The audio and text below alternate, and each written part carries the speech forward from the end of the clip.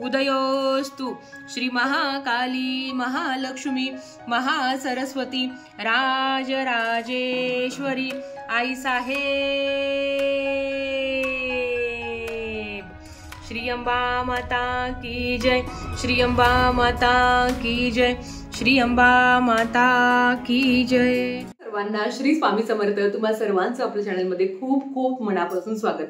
या शारदीय नवरात्र उत्सवच्या कालावधीमध्ये आपण प्रत्येक जण आई भगवतीची जास्तीत जास्त सेवा करत असतो। प्रत्येक स्त्री जिला जसं जमेल त्या पद्धतीने सेवा करत असतो। यंदा शारदीय नवरात्र ही 22 सप्टेंबर 2025 ते 2 ऑक्टोबर पर्यंत असणार आहे। आता आपल्याला जी काही सेवा करायची आहे ती म्हणजे कुंकुम अर्चन। म्हणजेच काय, देवीला कुंकवाने अभिषेक घालावा, जी कुळदेवीची अत्यंत प्रिय सेवा आहे आणि अतिशय उच्च कोटीची सेवा आहे, जी तुम्हाला या नवरात्रीच्या कालावधीमध्ये आवर्जून करायची आहे। बघा, प्रत्येक स्त्री ही कुळदेवीची सेवा करू शकते। आता कुंकुम अर्चन कोणी करावं, तर प्रत्येक स्त्रीने करू शकता, कुमारिका करू शकता, विधवा सवाष्णी असं अजिबात नाही आहे। सगळ्या सेवा सगळ्या स्त्रिया करू शकता। टाइम मी प्रेग्नेंट आहे तरी करू शकता। आता जर तुम्हाला विटाळ सुतक असेल तर तुम्हाला सेवा करता नाही येणार। आता कुंकुम अर्चनची सेवा फक्त स्त्रियाच करता का, पुरुष नाही करू शकत का? हो, तर पुरुषही करू शकता।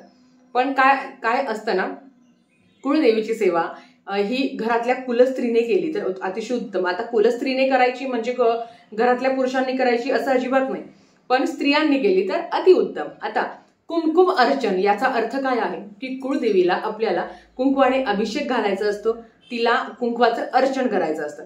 या नवरात्रीच्या कालावधीमध्ये खरं तर दररोज प्रत्येक माळीचं आपापलं विशिष्ट महत्व आहे। प्रत्येक दिवशी तुम्ही कुंकुम अर्चन करायचं आहे, पण काही अडचणींमुळे जर तुम्हाला रोज कुंकुम अर्चन करणं शक्य नाही होणार तर नक्कीच पंचमी, सप्तमी, अष्टमी आणि महानवमी या 4 दिवशी तरी तुम्ही कुंकुम अर्चन करा। बघा, जेव्हा तुम्ही कुंकुम अर्चन करत असता तेव्हा काय सेवा करायची, ते नेमकी कुंकुम अर्चन कसं करायचं त्याबद्दल पण आपण माहिती घेणार आहोत। कुंकुम अर्चन सेवा कधी करावी, तर तुम्ही अगदी दिवसभरात कधीही सेवा करू शकता। काय होतं ना, जेव्हा देवीला कुंकुम अर्चन करतो ह्या नवरात्रीच्या कालावधीमध्ये देवीचं शक्ती तत्व खूप जास्त प्रमाणात जागृत झालेलं असतं आणि हे शक्ती तत्व कुंकवात आकर्षण करून घेण्याची खूप जास्त प्रमाणात क्षमता असते आणि तेच आकर्षणाचं कुंकू जर आपण आपल्या कपाळी लावलं तर देवीची तेवढीच ऊर्जा आपल्याला मिळत असते। म्हणून ह्या नवरात्रीच्या कालावधीमध्ये आता मला बऱ्याच कमेंट्स येतात की ताई, आम्ही नवरात्रीच्या कालावधीमध्ये दुर्गा सप्तशती आम्ही गुरुचरित्र पारायण करू शकतो का? तर मला एक सांगा, नवरात्रीच्या कालावधीमध्ये आई भगवतीची सेवा करा ना, तुम्ही जास्तीत जास्त सेवा करा। तुम्ही गुरुचरित्राचं पारायण नवरात्रीनंतर पण करू शकता। थोडेसे 8 दिवस लेट केलं पारायण तर काय बिघडतं, पण आता आधी तर आपल्याला कुळाचार, कुळधर्म, कुळदेवीची सेवा करणं खूप जास्त महत्वाचं आहे। तर आता कुंकुम अर्चन कसं करायचं ते तुम्हाला सांगितलं। आता कुंकुम अर्चन 10 दिवस तेच कुंकू वापरायचं असतं। लगेच कुंकुम अर्चन केल्यावर आता काय होतं, बऱ्याच वेळा तुम्हाला सांगते, ताई देवघट बसलेले आहे, टाक आपण घटी बसवतो, तर मग तुम्ही कुंकुम अर्चन तुम्ही फोटोवर करू शकता, टाकावर करू शकता, मूर्तीवर करू शकता, देवीच्या मी तुम्हाला आता सांगणारच आहे। पण काही कारणांमुळे आता समजा, तर काही कारणांमुळे प्रत्येक घरात घटस्थापना केली जाते असं नाही। ताई, आम्ही आमच्या कामानिमित्त बाहेर आहोत, तर आम्ही बाहेर म्हणजे दुसऱ्या गावाला आहोत, आमच्या मूळ घरी घटस्थापना होते, आम्ही अखंड दिवा लावू शकतो का? हो, लावू शकता। आम्ही कुंकुम अर्चन करू शकता का? हो, करू शकता। आम्ही दुर्गा सप्तशती पारायण करू शकतो का? हो, तुम्ही करू शकता। तुम्ही सगळं करू शकता। असं नाही की बाबा नवरात्रीत अखंड दिवा लावला किंवा जर तुम्ही घटस्थापना करणार असेल तरच तुम्ही अखंड दिवा लावू शकता किंवा तरच तुम्ही मंगल कलशाची स्थापना करू शकता, तरच तुम्ही सेवा करू शकता, असं अजिबात नाही। भले तुमच्याकडे अखंड दिवा सुद्धा तुम्हाला लावणं शक्य होत नाही किंवा करत नाही तरीही तुम्ही कुंकुम अर्चन करू शकता। सेवेला कुठलं जर तर असं नाही, सेवा ही मनोभावे करायची असते आणि प्रत्येक स्त्रीने ती करायची असते। नक्कीच ह्या नवरात्रीच्या कालावधीमध्ये जास्तीत जास्त आपण कुंकुम अर्चनची सेवा करूया। बघा, आता कुंकुम अर्चन ह्या 9 दिवसात तुम्ही कुंकवाचंच अर्चन करू शकता, तेच कुंकू तुम्ही डबल डबल डबल डबल वापरू शकता। पण ह्या नवरात्रीच्या कालावधीमध्ये लवंगाचं अर्चन करायचं असतं। तुम्ही जे काही ड्राय फ्रुट्स आहे व त्याच्यामध्ये काजूचं अर्चन करावं, लवंगाचं अर्चन करावं, बदामाचं अर्चन करावं, ड्रायफ्रूट जे असेल, जे मनुके आहे, आता मनुके काळे नेवर ते चॉकलेटी मनुके असतात ते सुद्धा देवीला प्रिय आहे, त्याचं तुम्ही अर्चन करू शकता। काजू घ्यायचे का? तर नाही, अखाले नाही घेता, तुम्ही तुकडे तुकडे करून जरी अर्पण केलं तरी चालेल. ह्या 10 दिवसात तुम्ही कुमकुम अर्चन करू शकता किंवा जे काही ड्रायफ्रूट तुमच्या घरात उपलब्ध आहे, काजू, बदाम, अक्रोड, मनुके, याचंही तुम्ही अर्चन करू शकता. जर हे नसेल तर ते करू शकता, नाही तर फक्त कुंकवाचं अर्चन केलं तरी चालेल. चला आता आपण बघूया की नेमकी कुमकुम अर्चन कसं करायचं.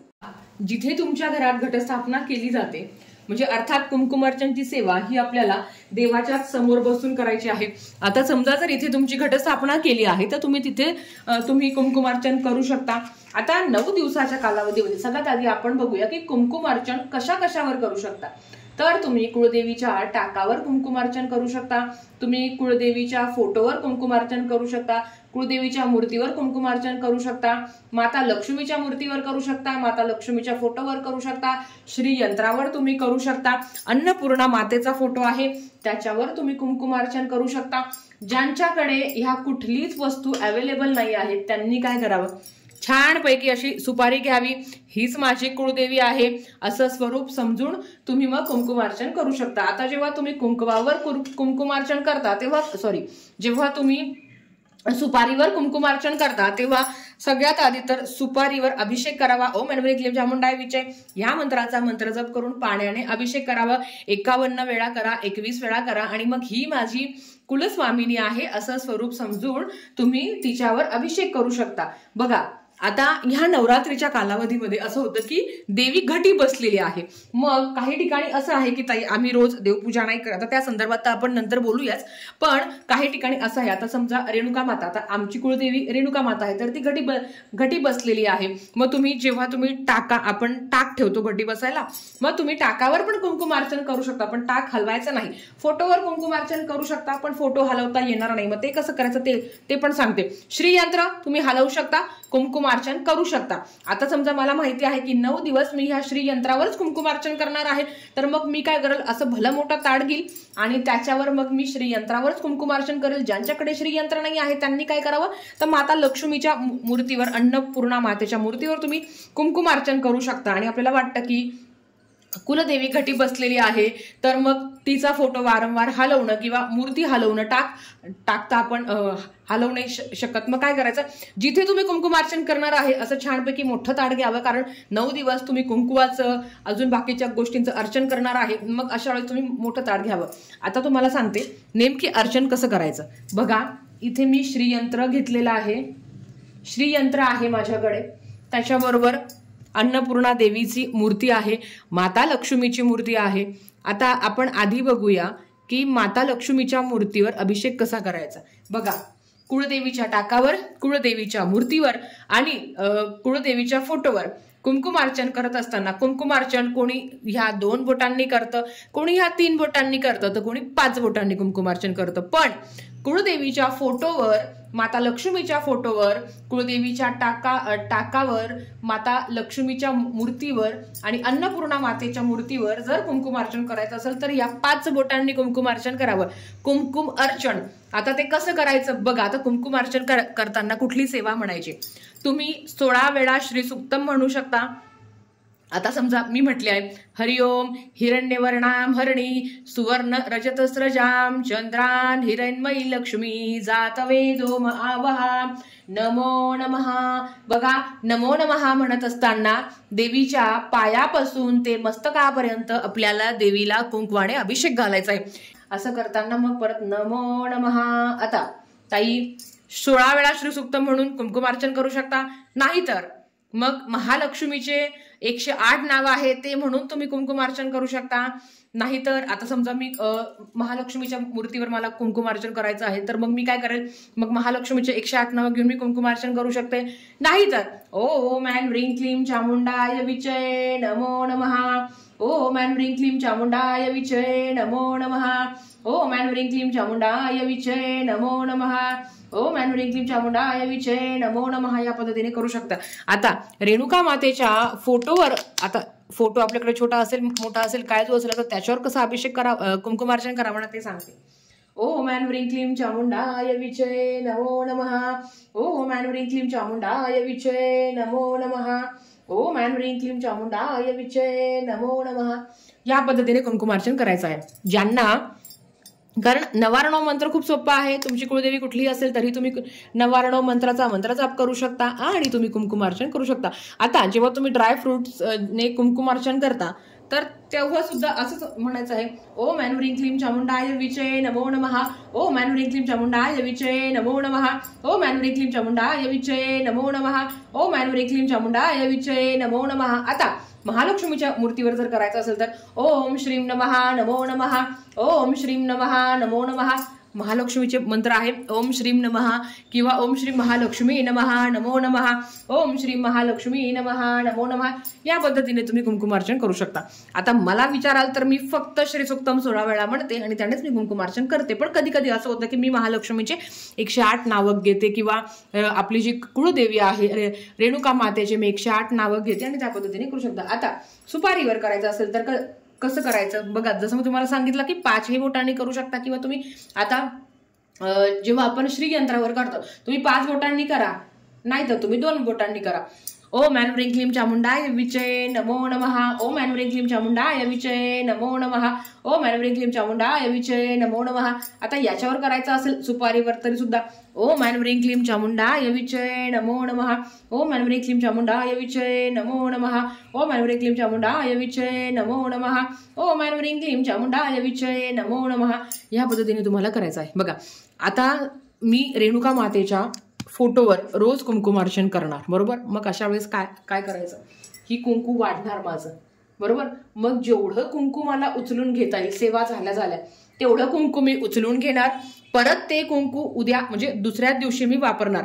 जसं मी तुम्हाला सांगितलं की ह्या नवरात्रीमध्ये देवीचं शक्ती तत्व खूप जास्त प्रमाणात जागृत झालेलं असतं आणि या कुंकवामध्ये तेवढी ताकद आहे की ते देवीचं शक्ती तत्व आकृष्ट करेल. आणि हेच कुंकू आपण आपल्या कपाळी लावायचं.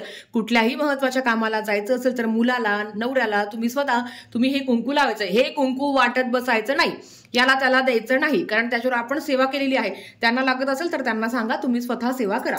तर ह्या पद्धतीने तुम्हाला कुंकुमार्चन करायचं आहे. बघा म्हणजे काय होईल ना की तुमचा फोटो पण हलवला जाणार नाही आणि थोडं थोडं कुंकू उचलायचं. आणि अगदी तुम्हाला वाटलंय ना की नाही माझा फोटो मोठा आहे, कुंकू उचलायची गरज नाही, तर तुम्ही कुंकू पण उचलू शकत नाही. आता समजा माता लक्ष्मीच्या मूर्तीवर अभिषेक जर तुम्ही कुंकुमार्चन करणार असेल माता लक्ष्मीच्या मूर्तीवर तरी सुद्धा तुम्हाला कसं करायचं आहे. आता समजा मूर्तीवर जेव्हा होतो तर अर्थात आपण खाली पायापासून ते मस्तकांपर्यंत आपण कुंकुमार्चन करत असतो. मग आपल्याला वाटतं की खूप भरला आहे, तुम्ही खालचं उचलू शकता किंवा थोडंसं असं साफ करू शकता. नाहीतर श्रीयंत्रावर तर आपण श्रीयंत्राचं कुंकुमार्चन केल्यावर तुम्ही उचलू पण शकता. पण तुमची इच्छा असेल की 9 दिवस तसंच ठेवायचं आहे तर तुम्ही तसंही ठेवू शकता. नाहीतर सेवा झाल्या वरचा जो काही थोडासा भाग असेल कुंकवाचा तो उचलून घ्यावा. कारण काय होईल 9 दिवस सेवा करायची आहे, खूप जास्त कुंकू होतं. मग जर तेच तुम्ही कुंकू वारंवार वापरलं तरी हरकत नाही. तर तुम्ही आता बघितलं याच पद्धतीने आपल्याला कुंकुमार्चन करायचं आहे. नवरात्रीच्या कालावधीमध्ये चुकूनही कुंकुमार्चनची सेवा मिस करू नका. ह्या नवरात्रीच्या कालावधीमध्ये शक्ती तत्व खूप जास्त प्रमाणात जागृत झालेलं असतं आणि ते आपल्यापर्यंत यावा, देवीचा आशीर्वाद सगुण स्वरूपात आपल्यापर्यंत मिळावा म्हणून जास्तीत जास्त सेवा करायची असते. आणि कुंकुमार्चन देवीची अत्यंत आवडीची सेवा आहे जी प्रत्येकाने करावी. भले तुम्हाला रोज नाही करणं शक्य झालं तरी सुद्धा तुम्ही पंचमी, सप्तमी, अष्टमी, नवमीला करू शकता. पण खरं तर रोजच करावं. कारण कुंकुमार्चन खरं तर आपण फक्त महिन्याला करत असतो, पौर्णिमेला. पण नवरात्रीच्या कालावधीमध्ये ना ही सेवा अजिबात चुकवायची नाही. तर वेळात वेळ काढून तुम्ही हा माझा व्हिडिओ बघितला त्यासाठी तुम्हा सर्वांचे खूप खूप धन्यवाद. झालेली सेवा माता लक्ष्मीच्या चरणी, माता रेणुकेच्या चरणी मी रुजू करते आणि आजचा व्हिडिओ इथेच थांबवते. आवडला असेल तर लाईक, शेअर, सबस्क्राईब करा. भेटूया परत अशाच एका व्हिडिओ सोबत. तोपर्यंत श्री स्वामी समर्थ.